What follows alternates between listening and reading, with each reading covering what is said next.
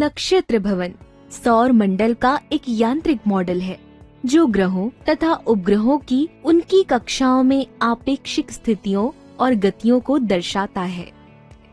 ये लगभग एक घड़ी के समान काम करता है, जिसमें ग्रह सूर्य के परितः घूमते हैं और समय कक्षीय पथ के समानुपाती होता है। हालांकि ये दृश्य उपकरण के रूप में उपयोगी है और ग्रहों की गति के बारे में लगभग सही अंदाजा देता है, लेकिन ये कई चीजें गलत भी कर देता है।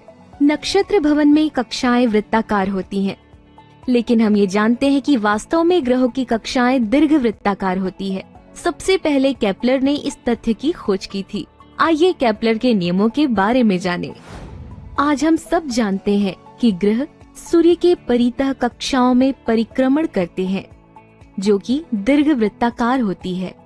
ये मूल तथ्य जर्मन के खगोल विज्ञानी जोहानस केपलर द्वारा खोजा गया था। उन्होंने ग्रहों की गति के संबंध में 3 मूल नियमों की खोज की है। आइए इन तीनों नियमों के बारे में विस्तार से जानें। केपलर का प्रथम नियम। केपलर का प्रथम नियम बताता है कि प्रत्येक ग्रह दीर्घवृत्ताकार कक्षा में गतिमान है, जिसमें सूर्य किसी एक नाभि पर होता है। इसे कक्षाओं का नियम भी कहते हैं। आइए हम दीर्घवृत्त के बारे में कुछ सीखें। एक धागा लें और इसके दोनों सिरों को 2 बिंदुओं F1 और F2 पर पिनों द्वारा स्थिर करें। अब एक पेंसिल की सहायता से धागे को खींचते हुए पेंसिल को चारों ओर घुमाकर एक वक्र बनाएं। हमें दीर्घवृत्ताकार वक्र प्राप्त होगा। यहाँ F1 और F2 को दीर्घवृत्त की नाभि कहा जाता है। दीर्घवृत्त की लंबी अक्ष को दीर्घ अक्ष कहा जाता है और छोटी अक्ष को लघु अक्ष कहा जाता है। दीर्घ अक्ष के आधे भाग को अर्ध दीर्घ अक्ष कहा जाता है। अर्ध दीर्घ अक्ष को दीर्घवृत्त की नाभि से किसी ग्रह की औसत दूरी के रूप में माना जा सकता है। दीर्घवृत्त पर किसी बिंदु P पर विचार करें। नाभियों से दीर्घवृत्त पर किसी भी बिंदु P की दूरी का योग सदैव नियत होगा। केपलर के प्रथम नियम के अनुसार सभी कक्षाएं आकार में दीर्घवृत्ताकार होती हैं और सूर्य दीर्घवृत्त की किसी एक नाभि पर होता है। केपलर का द्वितीय नियम।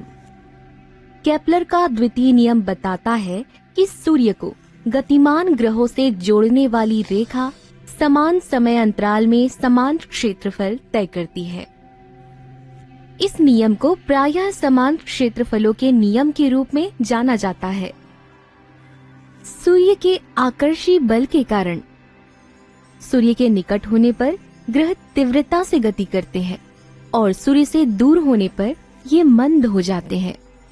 यदि हम सूर्य के केंद्र से ग्रह के केंद्र तक एक काल्पनिक रेखा खींचते हैं, तो वो रेखा हमें समान समय अंतराल में समान क्षेत्रफल प्रदान करती है। उसी को आलेख में स्थानांतरित करने पर हम देख सकते हैं कि नीले और हरे रंग दोनों का क्षेत्रफल लगभग 25 वर्ग है। यदि हम प्रत्येक क्षेत्र को 1 माह की अवधि से संबोधित करते हैं, तो हम ये कह सकते हैं कि 1 माह में कोई ग्रह सूर्य से दूर होने पर जितनी दूरी तय करता है, उतनी ही दूरी वो 1 माह में सूर्य के निकट होने पर भी तय करता है। उनका क्षेत्रफल भी बराबर होता है। ग्रह की कक्षा पर जो बिंदु सूर्य के सबसे निकट स्थित होता है, उसे हम उपसौर कहते हैं, और जो सूर्य से दूर स्थित होता है, उसे अपसौर कहते हैं। केपलर का तृतीय नियम।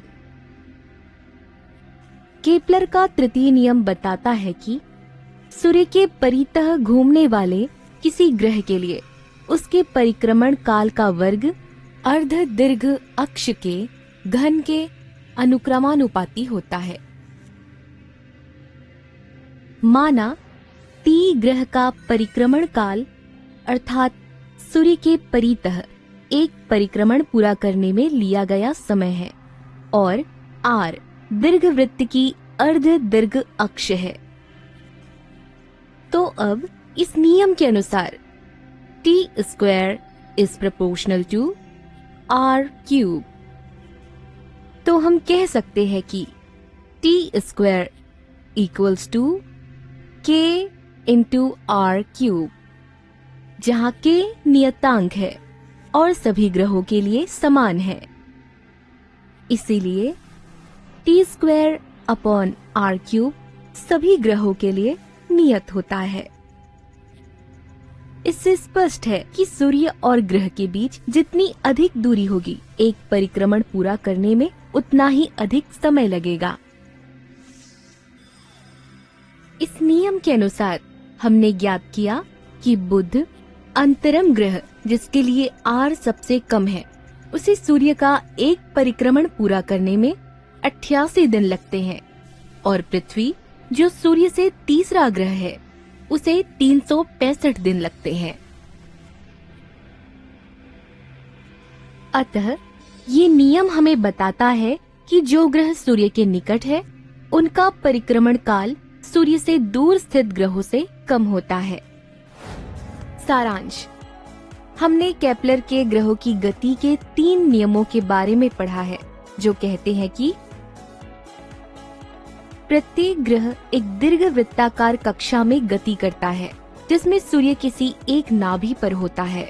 सूर्य को गतिमान ग्रहों से जोड़ने वाली रेखा समान समय अंतराल में समान क्षेत्रफल तय करती है। सूर्य के परितः घूमने वाले किसी ग्रह के परिक्रमण काल का वर्ग उसकी कक्षा के अर्ध दीर्घ अक्ष के घन के अनुक्रमानुपाती होता है। क्या सूर्य के अतिरिक्त केवल ग्रह ही हमारे सौर मंडल के खगोलीय पिंड है? उल्का, क्षुद्र ग्रह और धूमकेतु का क्या?